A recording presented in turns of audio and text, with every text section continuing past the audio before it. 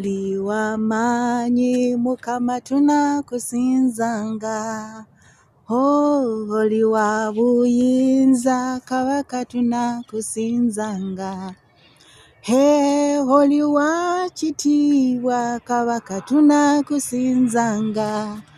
Yesu oli wa buyinza Kabaka tunakusinzanga.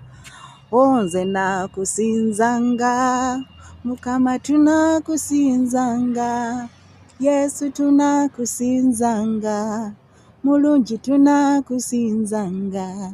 Taata oli wamanyela Kabaka oli mulungi nnyo.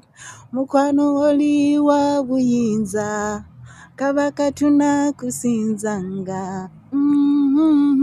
Buli mbeera osigala gwe Mukama, buli mbeera osigala gwe Katonda.